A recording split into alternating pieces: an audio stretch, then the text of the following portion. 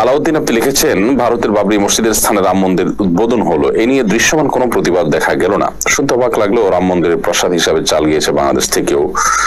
দেখুন, খুবই দুর্ভাগ্যজনক একটি বিষয় যে ঐতিহাসিক বাবরি মসজিদকে শহীদ করা হলো, ভেঙে ফেলা হলো, সেখানে রাম মন্দির উদ্বোধন করা হলো। গোটা পৃথিবী যেন নীরব হয়ে আছে, নিস্তব্ধ হয়ে আছে। আয়া সোফিয়ার যে ব্যাপারটা, সেটা অনেক আগে থেকে মীমাংসিত এবং সেটা ঐতিহাসিক একটা বাস্তবতা রয়েছে, অত্যন্ত স্পষ্ট এবং প্রমাণিত। রাম মন্দিরের বিষয়টা সেরকম না। রাম মন্দিরের বিষয়টা একেবারেই কাল্পনিক, একেবারেই আপনার অপ্রমাণিত একটি বিষয়। জাস্ট ধর্মীয় একটি বিশ্বাস থেকে তারা মুসলমানদের এই মসজিদকে ভেঙে ফেলেছে। গোটা পৃথিবী চুপ হয়ে গেছে। কিয়ামত নিকটবর্তী হওয়ার আলামত গুলোর অন্যতম একটি হলো পৃথিবীতে অনাচার, জুলুম এবং স্বেচ্ছাচারিতা এমন ভাবে প্রতিষ্ঠিত হয়ে যাবে যে সেটাই মহাসত্য হয়ে যাবে, সবাই মেনে নেবে, গাও সভা হয়ে যাবে। আজকে যেন সেরকম একটা চিত্রই আমরা দেখতে পাচ্ছি। তো যাই হোক, সেখানে রাম মন্দির হচ্ছে, বাংলাদেশ থেকে প্রতিবাদ তো দূরের কথা, উল্টা বরং প্রসাদ গিয়েছে, সেটার উদ্বোধনের জন্য চাল গেছে প্রসাদ হিসাবে আমরা দেখেছি গণমাধ্যমে। আমি মনে করি যে এই ঘটনা আমাদের উপমহাদেশে সাম্প্রদায়িক সম্প্রীতি বিনষ্টের ক্ষেত্রে ভূমিকা রাখবে এবং সাম্প্রদায়িক সম্প্রীতি নষ্ট করবে। এই ধরনের দৃষ্টান্ত কোনোভাবেই গ্রহণযোগ্য নয় এবং এই ধরনের দৃষ্টান্ত যেন পরবর্তীতে আর স্থাপন না হয়। এমনকি যেটি হয়েছে সেটি এখনো সুযোগ আছে সংশোধন করার, এখনো সুযোগ আছে সেটির ব্যাপারে মানুষের বোধোদয় হওয়ার। অন্তত বিবেকবান মানুষরা তাদের জায়গা থেকে প্রতিবাদ, এই ঘৃণ্য কাজের প্রতিবাদ তাদের জানাতে থাকা উচিত, অন্যায় কাজের প্রতিবাদ জানাতে থাকা উচিত। আল্লাহ তাআলা আমাদেরকে হেফাজত করুক সকল ষড়যন্ত্র থেকে। মোহাম্মদ উদ্দিন আপনি লিখেছেন, 5 ওয়াক্ত নামাজের ভেতর কেন শুধু 3 ওয়াক্ত নামাজে কোরআন কারীমের তেলাওয়াত প্রকাশ্যে পড়তে হয়? এর হিকমত, এর রহস্য একমাত্র আল্লাহ তাআলাই ভালো জানেন, কারণ আল্লাহ তাআলা আমাদেরকে এটি জানান নাই, হাদিসে নবী সাল্লাল্লাহু আলাইহি ওয়াসাল্লাম এটি বলেন নাই। উলামায়ে কেরাম, গবেষকগণ অনেক গবেষণা করে নানা রকমের মত দিয়েছেন। আশরাফ আলী থানভী রাহমাতুল্লাহ আলাইহি সম্পর্কে শুধু এটি নয়, বিভিন্ন ইবাদতের সির, রহস্য, এগুলো সম্পর্কে তার পূর্ণাঙ্গ বই রয়েছে। কিন্তু সবচেয়ে বড় কথা হলো এটি যে কোরআন এবং হাদিসে কোথাও এগুলো রহস্য আমাদেরকে জানানো হয়নি। যেগুলো গবেষকরা বলেছেন এগুলো তাদের বিভিন্ন ধরনের গবেষণা মাত্র, এর বাইরে কিছু নয়। অতএব এ বিষয়ে আমরা আল্লাহ রাব্বুল আলামিনের উপরে ন্যস্ত করব। আল্লাহ সুবহানাহু ওয়া তাআলা যা নির্দেশ করেছেন তার প্রত্যেকটাই আমাকে আমার বিবেক বুদ্ধি দিয়ে যাচাই করে নিতে হবে। তাহলে সেক্ষেত্রে আল্লাহর প্রতি বিশ্বাস আর আস্থার আর জায়গাটা থাকলো কোথায়? আমার বিবেক বুদ্ধি কি আল্লাহ তাআলার সকল আদেশ নিষেধের রহস্য উদ্ঘাটন করে ফেলতে পারে? এরকম কি আদৌ সম্ভব যে মহান সৃষ্টিকর্তার সকল নির্দেশের রহস্য আমাকে আমি উদ্ঘাটন করে ফেলবো?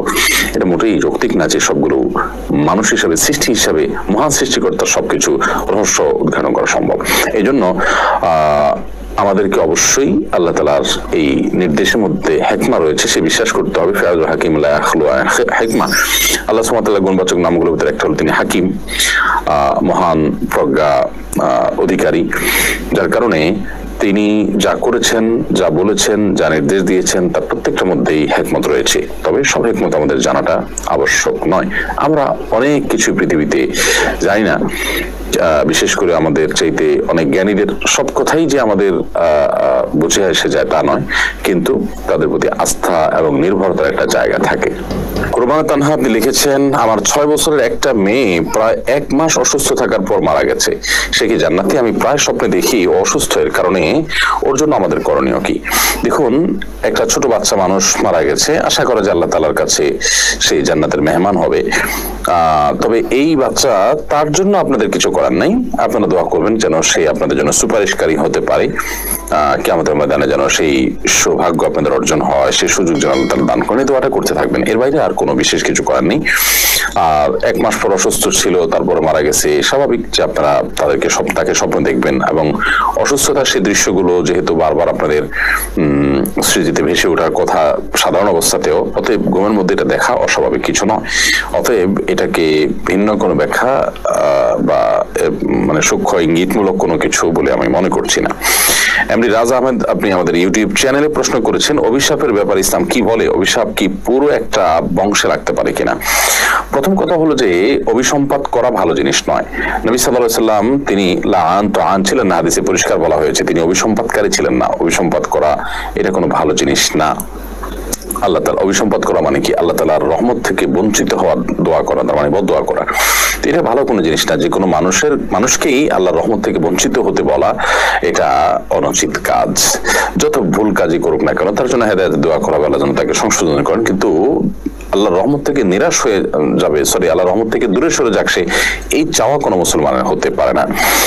তো এটি একটা বিষয়। আর দ্বিতীয় কথা হলো যে অভিশাপ কি পুরো বংশে লাগতে পারে কিনা। দেখুন, অভিশাপ এটা বদদোয়া, অভিশাপ এটা কোন ব্যক্তির যদি এটার হকদার হয়ে থাকে, উপযুক্ত হয়ে থাকে, তাহলে সে ব্যক্তি জালেমের বদদোয়া, জালেমের মনের কষ্টের কারণে, মাজলুমের বদদোয়া, মাজলুমের মনের কষ্টের কারণে জালেমের ক্ষতি হতে পারে। কিন্তু এর মানে এই না যে পুরো বংশের উপরে সেটি লেগে যাবে। আমাদের সেটি বহুল প্রচলিত আছে যে পুরো বংশ শেষ হয়ে গেছে অভিশাপে।